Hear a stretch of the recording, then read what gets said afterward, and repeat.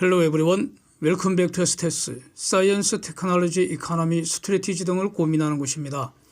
미국의 중공에 대한 반도체 수출 통제가 2배가량으로 더 강화할 것 같다고 블룸버그가 보도를 했고요.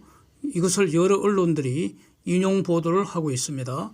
목표는 핵무기 개발에 사용되는 슈퍼컴퓨팅용 칩을 통제한다는 것이고요. 그래서 수출 허가가 필요한 장비의 품목이 대략 한 2배로 증가할 것 같다 이런 겁니다. 그래서 이런 내용들이 이미 미국 기업들한테 브리핑이 되었다는 겁니다. 이미 타격을 받고 있는 중공 입장에서는 현재 가능한 모든 수단 총동원해서 국가 총력 체제로 기존의 반도체 생산 능력 유지하고 확장하려고 하지 않겠습니까? 살 길은 이것뿐이니까. 그래서 이거를 지금 미국은 이제 조용히 관찰하고 있는 거죠. 그러다가 현재 기준으로 중공의 가장 약한 고리, 즉 중공이 스스로 만들려는 노력을 좌절시키려고 그래서 추가 장비 수출 통제하겠다는 것으로 이렇게 봐야 하지 않겠습니까?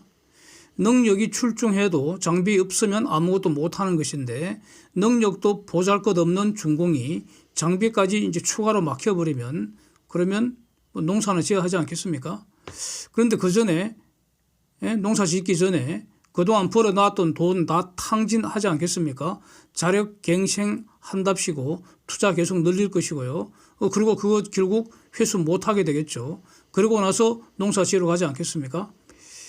미국은 한편 중공을 대체할 글로벌 공급망 파트너로 일단 인도를 주목을 하고 있는 것 같습니다. 미국의 SIA하고 인도의 IESA 요 양 기관이 미국과 인도 양국 간의 반도체 분야 협력을 위해서 MOU 체결한 거 이거 지난 1월경에 있었죠. 그래서 그 당시에 중요하게 제가 영상으로 소개한 바가 있는데 지금 현재 상황은 또 미국과 인도 정부 간의 스트래티직 트레이드 다이얼로그 시작했다는 겁니다. 일단 여기서 초점은 특정 기술 분야에 대한 수출 통제에 대해서 양국이 보조를 맞추는 거. 요거 지금 협의를 하고 있다. 이런 취지로 보도가 되고 있는데 이거 쉽게 말하면 이거 아니겠습니까? 미국이 인도에 첨단 기술 투자하면은 이걸 인도가 중공에 수출하면 안 되잖아요. 이거 확실히 해라는 거. 이렇게 이해가 되지 않습니까? 즉, 인도도 반도체 전쟁에서 확실하게 미국 편에 서라. 그러면 우리가 투자하겠다. 이런 거 아닙니까? 미국이 인도한테 뒤통수 까이면 안 되니까 그럴 가능성 원천 차단하는 협의부터 지금 시작한 것으로 이렇게 이해가 되는 것 같습니다. 그래서 요약하면은 지금 반도체 전쟁은 확전되고 있다. 이렇게 평가해야 할 것 같습니다. 단기간에 절대 협상은 없을 것 같고요. 즉, 이 반도체 전쟁은 무제한, 무기한, 무조건으로 지금 진행되고 있다. 이렇게 평가가 되고요. 그래서 절대 과거로 돌아가는 일은 없을 것 같습니다. 과거로 돌아가는 것. 즉, 중공이 반도체 공급망에서 핵심 역할을 하는 그런 일은 없을 것 같다는 겁니다. 중공은 반도체 독자 생존하든가 아니면 반도체 굶어서 죽든가, 즉 중공 경제가 망가지든가 이 옵션은 2개인 것 같은데 앞으로 두고 볼 일만 남은 것 같습니다. 이제 관련해서 한국의 3월 초순 수출입 상황, 3월 초순 1일부터 10일까지 수출입 상황은 지금 더 악화되는 그런 것으로 봐야 할 것 같습니다. 그림 한번 보시면은 일평균 수출은 전년 동기간보다 마이너스 27.3% 줄었고요. 일평균 수입은 마이너스 11% 줄었습니다. 요 숫자는 제가 산수를 한 것입니다. 1분기 누적 무역 적자는 관세청 발표가 마이너스 227억 달러 이상입니다. 전년 같은 기간에는 마이너스 59억 달러이니까 대략 4배에 육박하는 정도로 무역 적자가 지금 확대되고 있습니다. 그러니까 1월 1일부터 3월 10일까지 누적 무역 적자입니다. 그래서 이 원인은 결국 반도체 수출이 3월 초순에도 마이너스 41.2% 줄었다. 전년 동기비. 그러니까 반도체 수출이 지금 반토막 행진이 계속 중이라고 봐야 하고요. 그 다음에 중공으로 가는 총 수출도 마이너스 35.3%, 즉 중공으로 가는 총 수출 폭락 현상도 지금 지속 중이다. 이 두 가지 중요한 특징이 계속되고 있다. 이렇게 이제 봐야 되는데, 중공 경제가 좋은데, 중공 경제가 지금 잘 돌아가고 있는데 중공이 유독 한국에서의 수입만 줄인 것으로 이렇게 해석할 수는 없겠죠. 즉 중공 경제가 지금 망가지는 중인데 한국은 중공 의존도가 가장 큰, 즉 차이콤 리스크가 가장 큰 국가에 속하기 때문에 단기에는 한국도 같이 영향을 받는 것이다. 이렇게 봐야 할 것 같습니다. 그렇지 않습니까? 예. 그래서 3월 초순 반도체 수출은 22.6억 달러인데 요거 대부분 메모리이지 않겠습니까? 그런데 반도체 수입은 21.34억 달러입니다. 요 반도체 수입은 메모리는 아니겠죠. 주로 로직 칩이겠죠. 그 다음에 뭐 장비가 여기 포함되나요? 하여튼 포함되겠죠. 이렇게. 그래서 반도체 무역 수지가 지금 1억 2,600만 달러로 줄었습니다. 이런 추세라면은 이러면 3월 중에 반도체 부분에서 무역 수지 적자 될 수도 있겠다 이런 겁니다. 그래서 반도체 분야 무역 수지 적자 되는 거는 이거 시간의 문제 아닌가 저는 이렇게 정리가 됩니다. 네? 이거 어마어마한 사건입니다. 어마어마한 사건입니다. 그렇지 않습니까? 그런데 문제는 단기적으로는 이거 대책이 없는 거 아니냐 이런 겁니다. 그래서 차이콤 리스크에 대한 어떤 상징적인 숫자를 이런 걸 정리할 수 있을 것 같습니다. 2020년까지 데이터를 보면은 하이닉스는 중공에 249억 달러를 투자했는데 미국의 투자 금액은 0이라는 겁니다. 다시 말하면 하이닉스는 중공에 몰빵 투자를 했다는 거죠. 네. 삼성전자도 마찬가지인 것 같습니다. 중공에 170.6억 달러 투자할 때 그 당시 20년까지 미국에는 달랑 38억 달러에 불과하다는 겁니다. 그런데 지금 기업 사이즈가 하이닉스하고 삼성전자는 비교할 수가 없죠. 하이닉스는 삼성전자는 넘사벽이죠.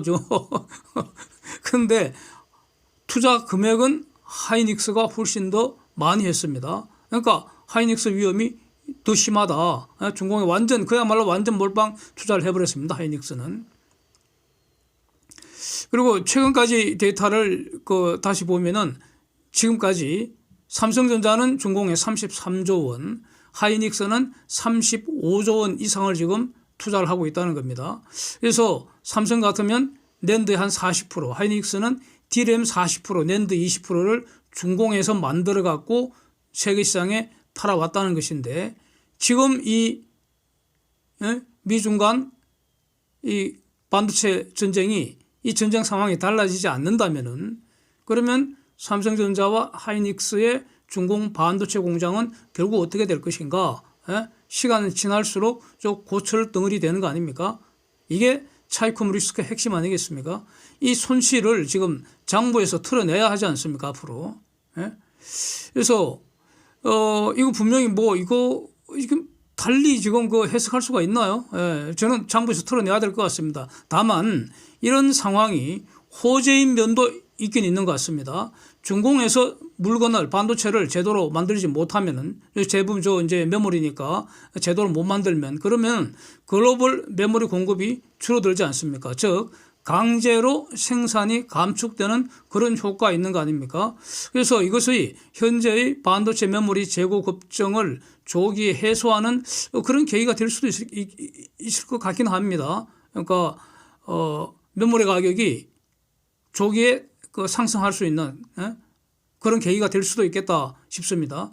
그런데 이런 이익은 미국의 마이크론이 가장 크게 누리지 않겠습니까? 삼성전자하고 특히 하이닉스 같으면은 중공에서 지금 엄청난 손실이 지금 기다리고 있는 거 아닙니까? 그렇습니다. 그래서 지금 이미 지난 4분기에 삼성전자 반도체 사업부 사실상 이건 적자 전환이라고 봐야 하고요. 금년 1분기에 이후로 삼성전자도 반도체 사업부에서 대규모 적자 불가피하지 않겠습니까? 하이닉스는 말할 것도 없고요. 그렇게 보입니다. 그래서 어쨌든 중공에서 한국의 반도체 공장들이 이제 망가지면서 그 메모리 가격, 메모리 그 글로벌 그 수급이 안정화되면은 그 제일 큰 이익은 미국의 마이크로인 누릴 것 같다는 겁니다. 예, 차익금 리스크가 상대적으로 적기 때문에 그렇죠. 그래서 하여튼 어쨌든 간에 뭐 중공 공장 관련 비용은 정부에서 이제 지워야 될 것이고 중공 내수용으로만 구닥다리 반도체 생산해서 고정비나 조금씩 회수하는 용도로 사용돼야 되지 않겠습니까? 그러다가 상당한 시간, 장기간이 지난 다음에 중공 상황이 달라졌을 때 그 이제 새로 투자를 해야겠죠. 그때까지는 그 고철덩어리 된다는 거 아니겠습니까? 그다음에 이제 그 삼성전자도 그렇고 하이닉스도 그렇고 다른 곳에서 중공 밖에서 새로 공장 짓고 있지 않습니까? 거기서 생산된 반도체를 이제 비싸게 팔아서 중공이라는 경쟁자가 사라진 그런 새로운 시장에서 장기적인 이익을 이제 누려야 하지 않겠나? 뭐 이렇게 봐야 되기 때문에 분명한 거는 단기적으로는 악재임이 분명한 것 같습니다. 예. 그다음에 그 실리콘밸리 은행하고 이제 시그니처 은행 파산 여파 이거는 미국이 예금은 전액 지급한다고 하기 때문에 결국 이거는 이제 설거지 국면, 수습 국면 아닌가. 결국 예금주인 스타트업 기업들이 이제 대부분이라니까 예금주가 그 기업들 연쇄 파산을 방지하기 위한 긴급 조치로 이렇게 이제 그 예금 지급하는 게 이해는 되는데, 근데 지금 예금 중에 25만 불까지만 보호한다는 기존의 그 제도, 이 제도가 기초가 허물어지는 거 아닙니까? 그래서 과연 저게 잘하는 것인지 이거는 저는 판단을 유보를 하겠습니다. 어쨌든 그 실리콘밸리 은행, 시그니처 은행 저거 이제 결국 자산 매각 절차가 이제 진행된다는 것이고 그 결과에 따라서 그 주식의 잔존 가치가 이제 결정이 될 것인데, 근데 이건 뭐 볼 것 없이 국민연금과 한국투자공사가 투자한 실리콘밸리 그 주식 그 금액은 회수 못 한다고 봐야 하지 않겠습니까? 그런데 여기서 이제 국민연금을 이제 왜 저렇게 투자를 했는가 이거 다시 한번 말씀드리지 않을 수가 없는 것 같습니다.